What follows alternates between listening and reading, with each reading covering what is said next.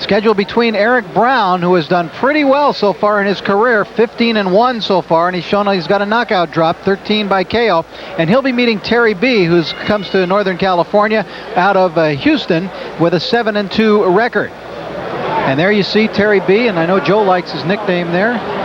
Well, I would like it better if it was the Killer Bee, but it's the Stinger Bee. Stinger Bee. It's not bad. You like it better than I do. And there's his opponent for tonight, Erik Brown out of San Jose. But for the official introductions, we want to go to David Mercado. Good evening, fight fans, and welcome to the San Mateo County Fairgrounds Expo Center, where tonight the Garden City Boxing Club, CNN Boxing, in association with the Prime Network, are proud to bring you another fine night of championship boxing. Tonight's bouts have been approved and sanctioned by the California State Athletic Commission. Richard DeCure, Chief Executive Officer. Bill Eastman, Chairman of the Commission. Your officials assigned this evening's contest are as follows. Your Chief Inspector and the man in charge is Mr. Rob Lynch. He is assisted by Inspector Bobby Poncio. Representing the WBC, Mr. Sam Macias. Your timekeeper is Miss Marlene Swallow. Your physicians are ringside, Dr. Smith Cutchum and Dr. Lemons. Your judge is Mr. Bob Smith. Ladies and gentlemen, this first contest features 8 rounds of boxing in the light heavyweight division. Your referee and the man in charge is Mr. Davey Nelson. Introducing first in the red corner, this young man tipped the scales at an even 175 pounds. His professional record consists of 7 wins, only 2 defeats, 4 being KOs. He is wearing the black trunks with the gold trim and hails from Shreveport, Louisiana. Please welcome Terry the Stinger B.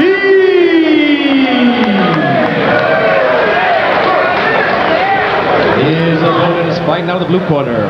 He tipped the scales at a fit trim 175 pounds even. His professional record, a very impressive 15 wins, only 1 defeat. 13 of those 15 victories coming by the knockout route. He is wearing the solid black trunks and hails from San Jose, California. Please welcome Mr. Erik Anthony Brown.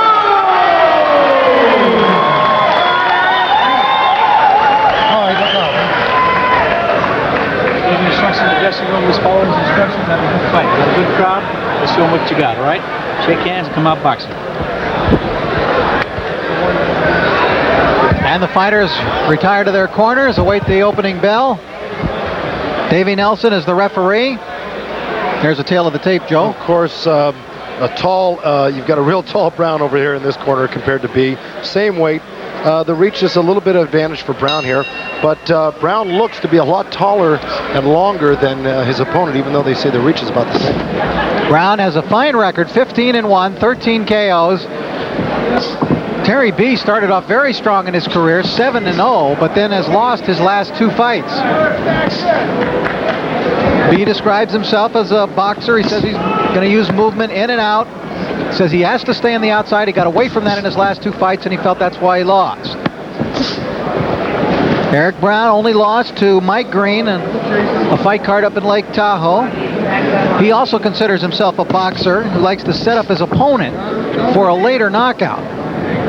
Well, he's got the time to do it here. It's an 8-round fight, so he's got enough rounds to set up Terry B. But the thing that you got to mention about that loss to Michael Green was the fact that he not only lost the fight, he got stopped in that fight in the 6th round. But he's rebounded great since then. He won 8 after that, all by knockout, and then of course his last fight was a decision. Good job.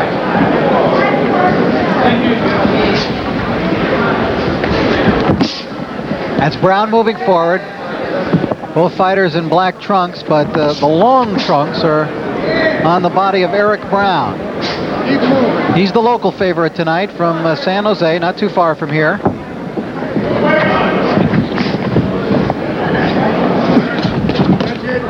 Terry B, although announced as being from Shreveport, that's where he was born, but moved to Houston at an early age and has lived there ever since.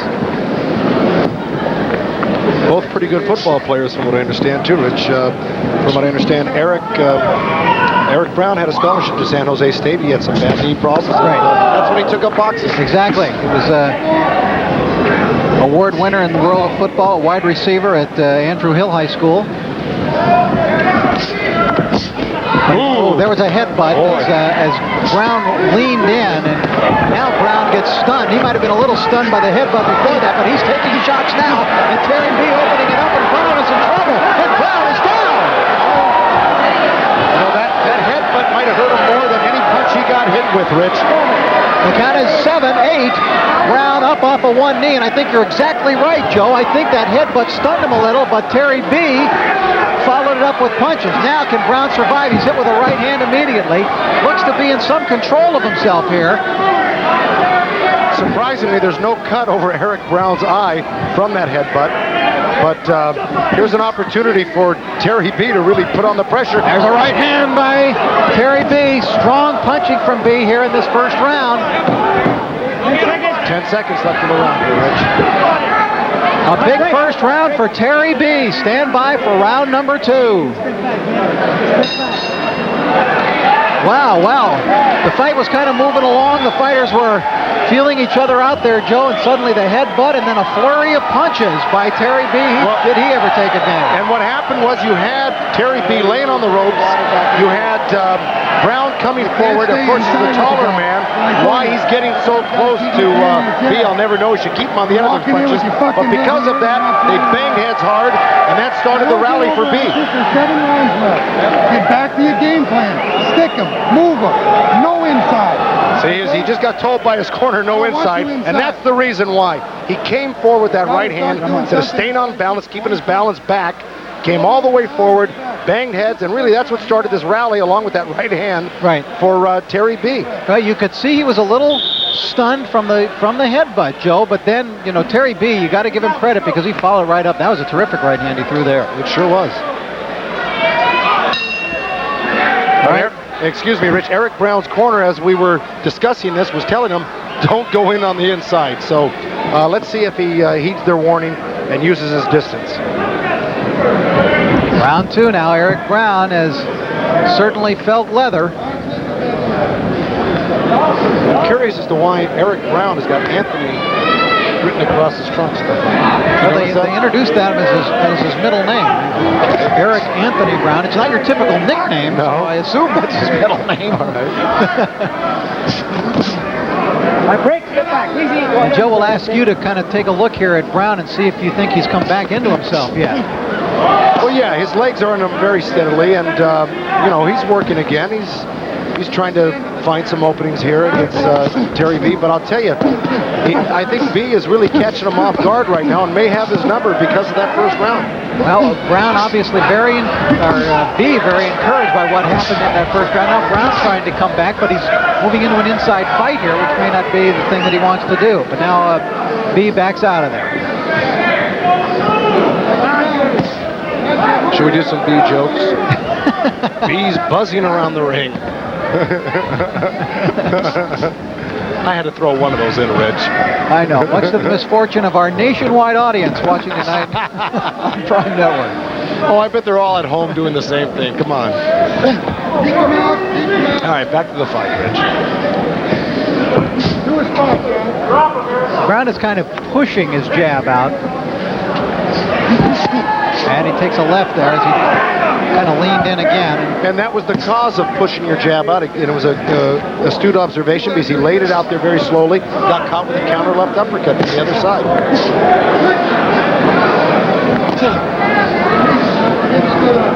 He just looks encouraged and a lot more confident after that first round. Sure does. He's moving. He feels like he's in command.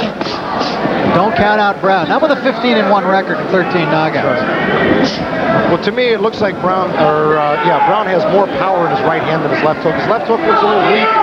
And, if I were him, I'd be working that right hand just like that. And off of that jab more often. Well, he had landed a couple of those jabs and got himself to where he was setting B up. So he's got to learn to step back off those ropes when he gets his man there, measure him again. Now Brown backs B into a corner, misses the wild right, but perhaps turning the tide a little.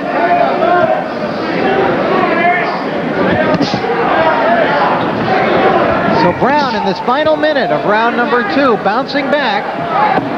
And perhaps there's an ebb and flow of this fight now that's beginning to go into his favor. Coming to the end of round 2. Great fight. scheduled for 8 at the San Mateo County Expo. You're watching Prime Championship Boxing. I'm Rich Morano along with Joe Goosen, and we're ringside here in San Mateo. Terry B is screen right now, and in the longer trunks, screen left, that's Erik Brown. One knockdown in the fight. Brown was down in the first round from a flurry of blows by Terry B, but Brown bounced back in the second round. Now, Joe, in between rounds, the corner was telling Erik Brown to keep B on the end of your jab.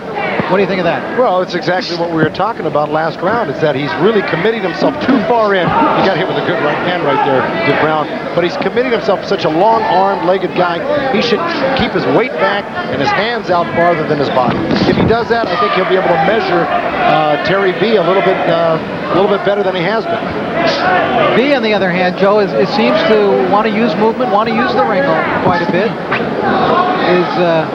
Is that the correct strategy for him, you think? Because he obviously is able to hurt Brown if he hits him. Well, obviously his corner and himself think that he's better on the outside. He doesn't look like a big puncher. A nice left-right combination. Good little 1-2 by Brown. B's not a big puncher, so he's got to rely on savvy, and I think he's doing the right thing. He's just got to be a little bit more opportunistic and counter a little bit more effectively off of Brown's misses. Like that, and like that, but he's missing himself. And Brown, though, is picking up the pace and is himself encouraged now over what he's been able to do since about midway through the second round. If B continues to fight this safety-first way, it's just going to be a big points victory for Erik Brown, unless, of course, he catches Terry B with that good right hand. It's a right hand, but B was able to slide away from it. Erik Brown applying the pressure. Well, he might look back on that first round and really see that he wasted a big opportunity. Even though he tried as hard as he could, there might have been a little bit more room for aggressiveness to finish off Erik Brown, but Erik Brown wasn't obliging him. And remember, as you go along, fans, and scoring the fight, that very likely a 10-8 round in that first round due to the knockdown. A little rabbit punching going on there. He's being warned by the referee. Because you're not allowed to wrap that glove or that hand around the back of the neck of your opponent at any time. It's called a rabbit punch. He made a smart move there to Brown by backing off and getting a little bit more distance. Once he feels he's in too close, back off and get back to your jab. Set up your long punches. Brown seems to be fighting the right strategy now. Has B backed into B's own corner. Stay with us now. More Prime Championship Boxing coming right up. This is round 4, light heavyweight fight. Erik Brown against Terry B. That's Brown in the longer black trunks. Terry B. out of Houston, Texas. Screen left right now with his back to you. Of course, Terry B. also has the white boxing shoes on, which you can distinguish. There we go. Yes. Now, of course, in the corner of Terry B., as his pants are falling off right here in the middle of the ring, was instructed to counter right hand over the long jab of Erik Brown. And just like he did there, but came up short. Of course, Brown moving in, throwing the combinations, getting B up against the ropes.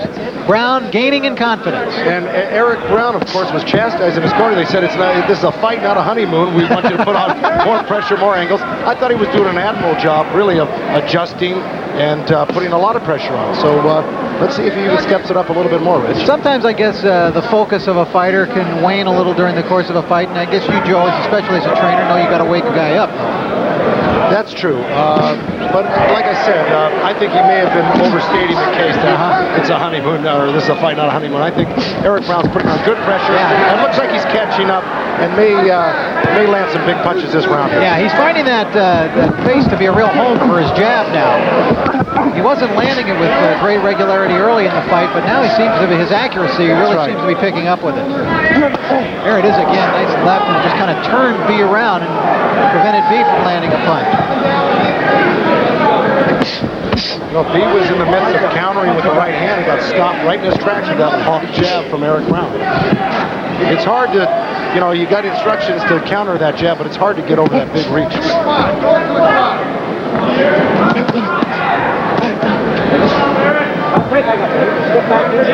Well, then how does Terry B get back into this fight again? Not that he's out of the fight in terms of the scoring, but he seems to be falling out of it in terms of the way the fight's developing. More headbutts. I think that's the key for him right now. That worked for him in the first round. I don't know why it shifted in this round, but you know, I think here, you know, Terry B really is not up to snuff as far as talent-wise as Erik Brown, and he's going to have to do something. I think really turn the whole pace of the fight around by maybe stepping in more to Terry B or to Erik Brown and back him up a little bit. See what happens. If this ain't working for you, or as a trainer, I would say, as a commentator, I say, if this isn't working for you, put some pressure on, change the pace of the fight, and see if it works for you. Ladies and gentlemen, once again, I'll apologize for my broadcast partner.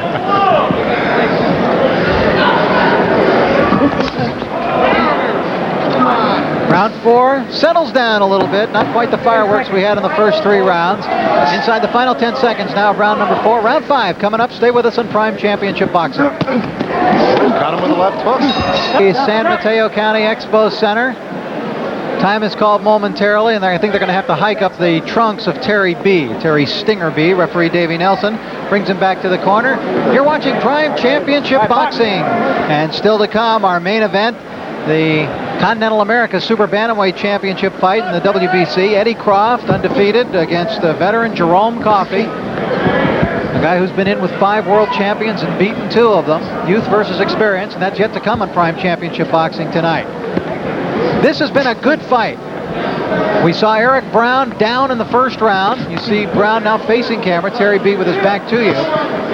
Started to come back in the second round, and then in the third, Joe Goosen, it appeared as though Erik Brown established command. Exactly right, Rich. And you asked me what I thought Terry B could do to maybe turn this fight around, and this is what it is. Be more aggressive, because it wasn't working the other way, even though he just ran into a short right hand. And make a fight out of this and hope he can get lucky, or that the game plan of putting some pressure on will win him some rounds. So possibly a change of strategy from Terry B. Will you do that, Joe, when you're training a fighter? I mean, everybody always says, you know, stick to your game plan, but most definitely will I switch in midstream. It's happened more times than not. In fact, you can prepare for months and months to fight a guy one way that you think is going to be the right way, and the total opposite fight takes place. Good right hand from Erik Brown, and definitely Terry B felt that one. And he follows up to the body, Erik Brown does, with 3 body punches. Tries to bring an uppercut up. Something we haven't seen much of in this fight is body punching by either man.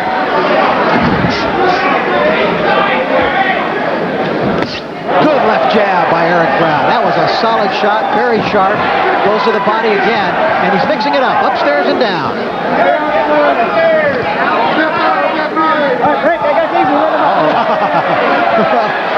He was leaning him over. Flailing away was Terry B. As it looked like he might go head over heels outside. Erik Brown is landing a real stiff jab right now that's just sending Terry B's head back like he's getting hit with the right hand. If he could time that right hand off of 1 jab or 2 single jabs, he could put Terry B away if he landed a good flush right hand after that straight jab of his. All right, break, step back, easy. Erik Brown, really impressed with the kid when I talked to him yesterday. Very intelligent, well-spoken young man, works for Apple Computers. He's a material processor for them. Could have been a football player in college, as Joe mentioned, had he not wrecked his knee, and that's when he became a boxer. Inside the final 10 seconds of round number 5, Erik Brown appears to be in command. 10 seconds. That counter right hand. Terry B. He tries to go to the body as the bell sounds to end round 5. And the fighters go to their corners. And there is Eddie Croft as he awaits things in the dressing room as he gets ready for his title bout. It's always fun to see a young kid. You know, he said, I didn't think I'd be fighting for any kind of title this soon in my career. Has a chance at the Continental America. You keep moving and boxing with your jab. Into the corner with Erik Brown. If you're going to exchange punches, I want it at the center of the ring, not on the ropes. Keep him in the center of the ring. You get me? And keep him off you. Nothing tight. Out and in with that jab. Use some angles. Nice deep breath. Mouthpiece in, Ed. Remember, the other guy's getting tired now, okay? Don't get careless. He's trying to hit you with a bomb now. He's not putting the punches together anymore. Okay. As we approach the 6th round, here at the San Mateo County Expo. And here we go into round 6, Prime Championship Boxing. Erik Brown against Terry B.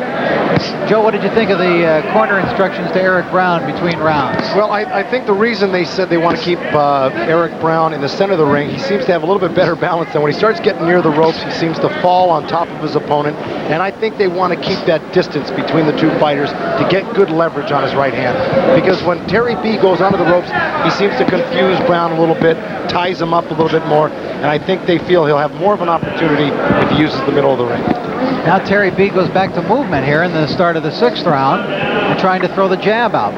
Look how low he carries that left hand, though. Is that from weariness here, Joe, or is that just a stylistic thing? Well, the hands tend to come up the closer you get on the inside. When you're on the outside, if you keep that chin tucked in your left shoulder, you can get away with keeping the hand down there. And a lot of guys use that left hand down to sucker you into throwing a right hand so they can whip a counter left hook over it.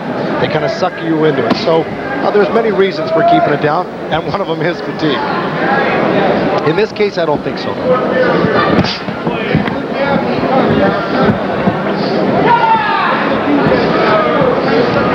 Well, Erik Brown was backing him into the ropes and then backs out to ring center.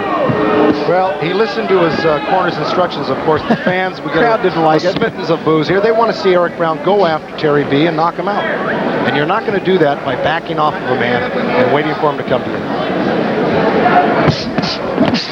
Terry B got the early lead in this fight. In case you're just joining us, there was a knockdown in round 1. It was an interesting situation. There was a clash of heads, and Brown seemed to be stunned by it, and then a flurry of blows by Terry B rocked and finally dropped Erik Brown.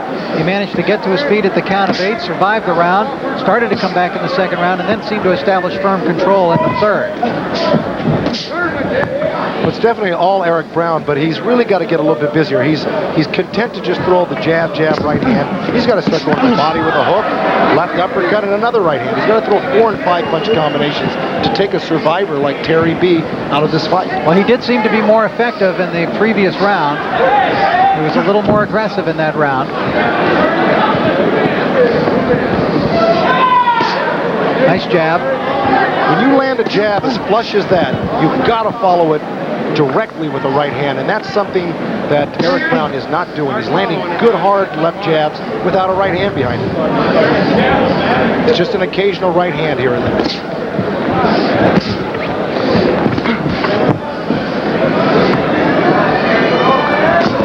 Good little right hand. Whoa. And that one really rocked Terry B. His legs took a second, it seemed, a delayed reaction to react, and then they nearly went out from underneath him. The right hand. I'm amazed that Erik Brown backed off there. Set up the right hand every time, boom, right off the jab. Before he even pulled his left hand off, that right hand was landing. And moments after that, his legs did a real dipsy-do. Yeah, we didn't get to see the follow-up on that, but Terry B got wobbled very badly. They're already telling Terry B in his corner that he needs a knockout to win. Which is no lie, he does need a knockout to win. And they're telling him, don't wait until the last round. Go out there now to try to get it.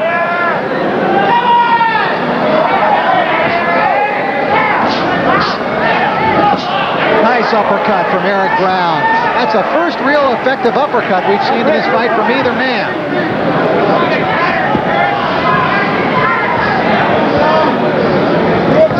Such a neglected punch in boxing, it can be so effective. Don't forget our main event still to come. Super Bantamweight Continental America's Championship fight, the WBC, undefeated Eddie Croft taking on veteran Jerome Coffey. That's our next fight. That will be a very tactical fight, if I'm not mistaken. You got 2 wonderful boxers coming up.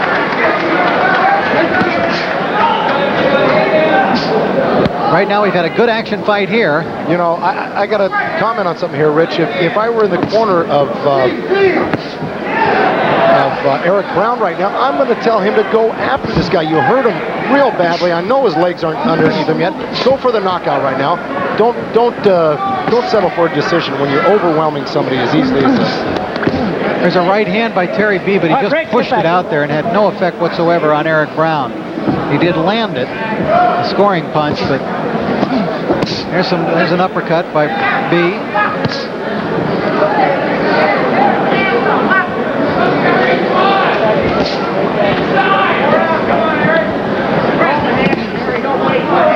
Jab to the body from Terry B. Well, Still moving around the ring. Erik Brown is just waiting too much for my taste.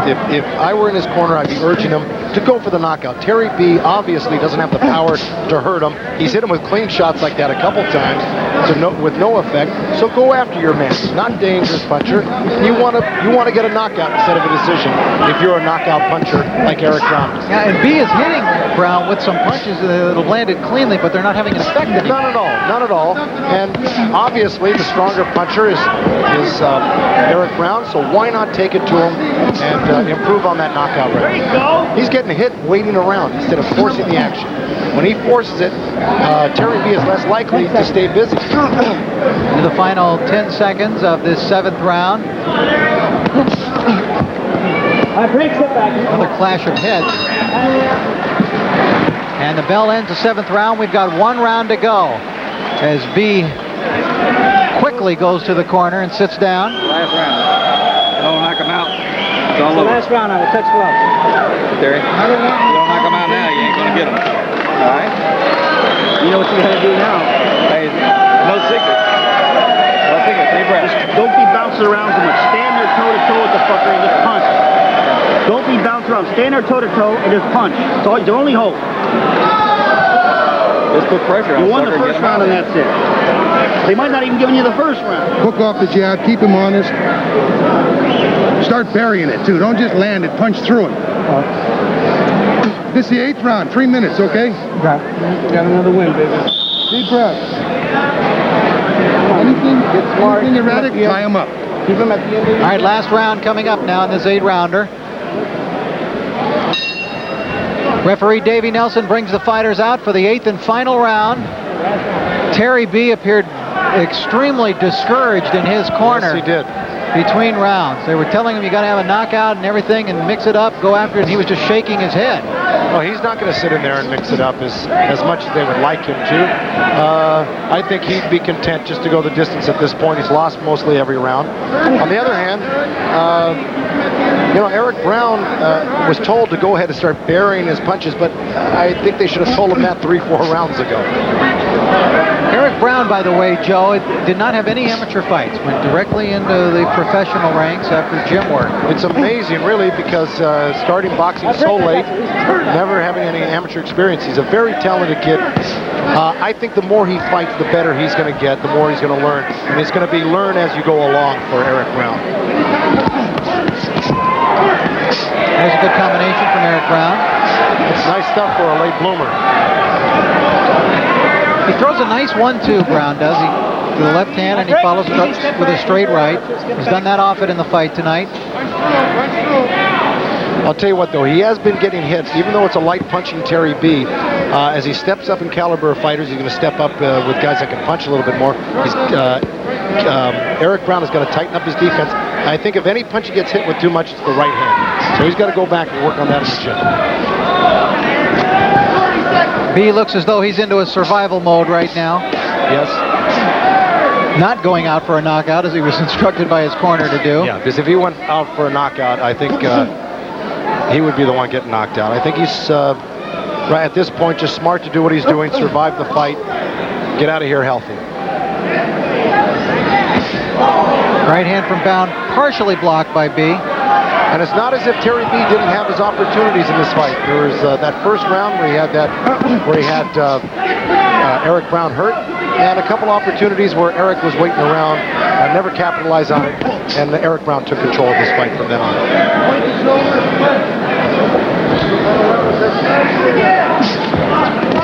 Brown continues to move forward. B is trying to get out of harm's way right now.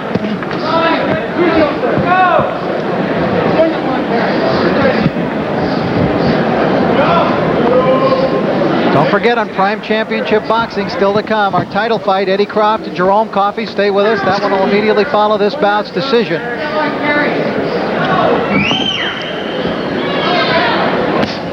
Nobody's going to be looking to survive in that fight. Both those guys are going to be looking to win the Coffey and Croft fight. So there should be some good fireworks. There's that left-right combination from Brown again. Brown trying to finish strong.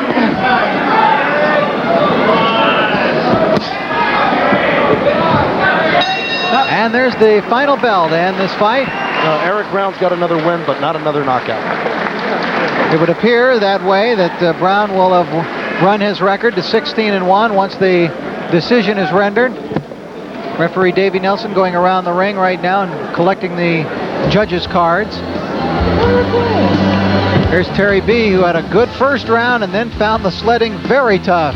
We'll be right back with the decision. A 10-rounder to kick things off in Prime Championship Boxing. Let's get the decision from ring announcer David Mercado. Ladies and gentlemen, we have the official scoring. Judge Bob Smith saw the bout 77-74. Judge Rudy Ortega saw the bout 78-74. And Judge Terry Smith saw the bout 78-73 for the winner by unanimous decision, Mr. Erik Anthony Brown.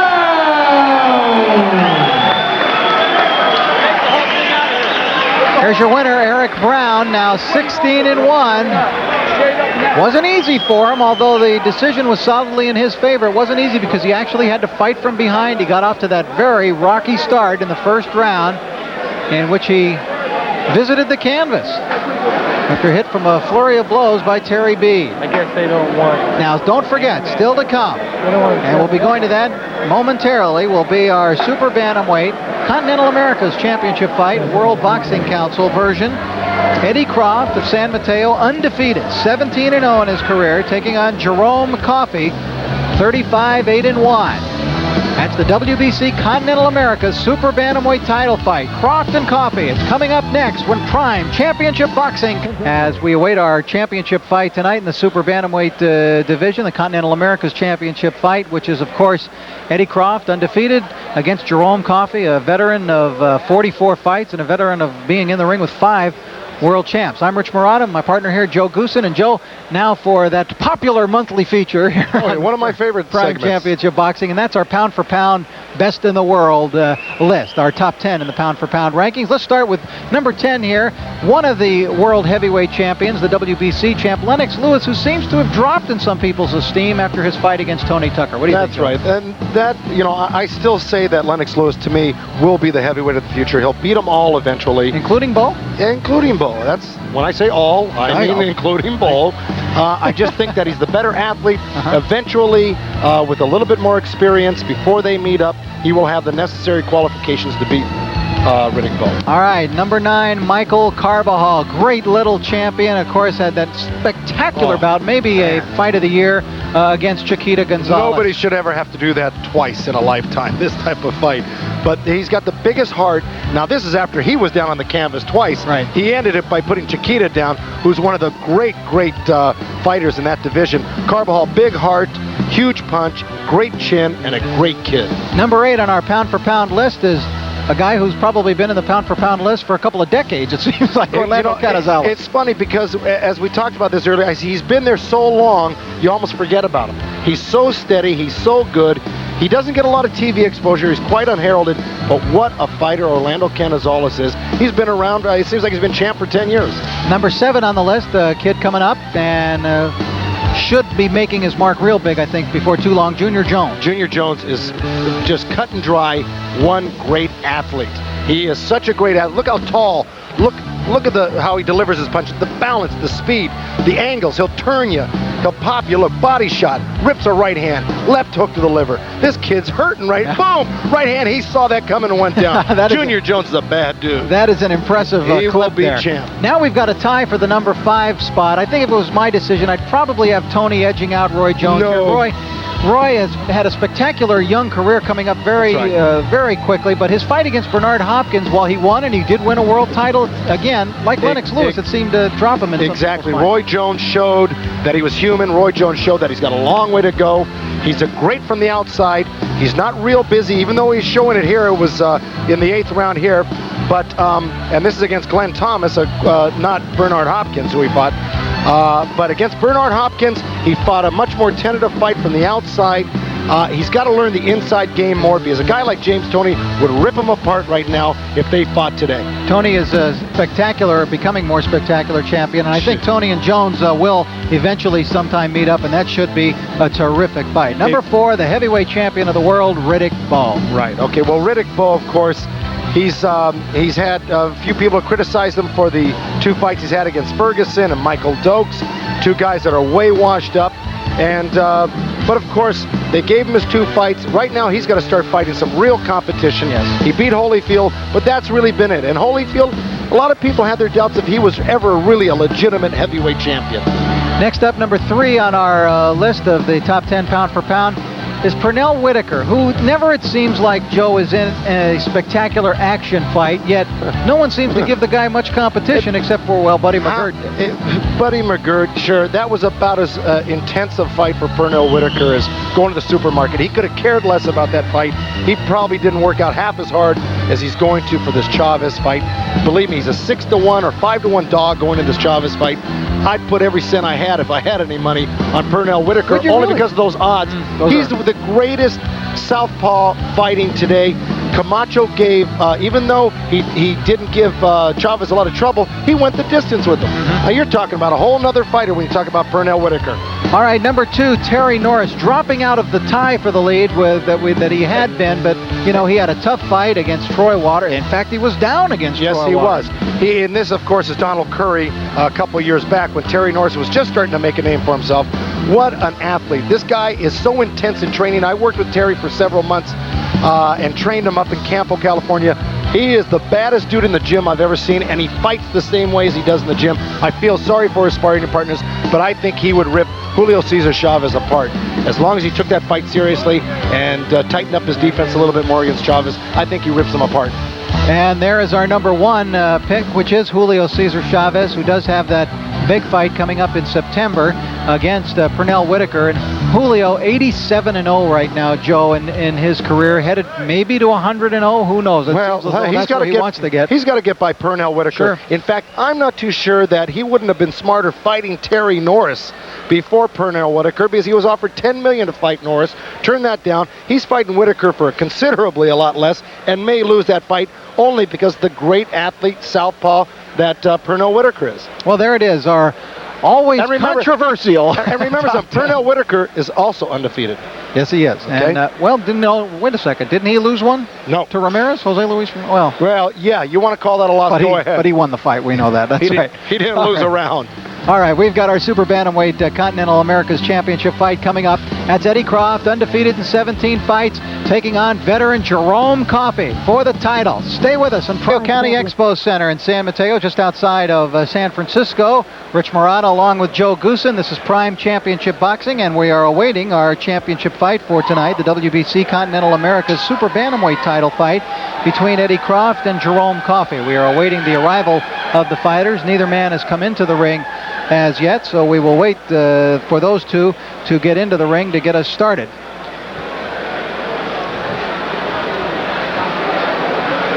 We've got more boxing, of course, coming up on Prime Network. Prime Championship Boxing Series continues next week, July 23rd at 10 p.m. Eastern Time. A super middleweight bout, and this is a good one, Joe Goosen. The greats of all time, the legends of boxing, Manos di Pietra, Roberto Duran. Oh, I was expecting you to go into your Mike Buffer impersonation. You know what I was going to tell you? TV does add 10 pounds, because as I look at him over across the ring, he looks a lot thinner than he does on TV here. But Roberto Duran looks definitely very good since the last time I saw him about a year ago. Of course, a couple of weeks ago. Fought a couple of weeks ago.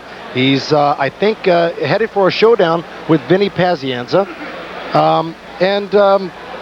Of course, you know, who knows what Duran can pull out of his hat. But one of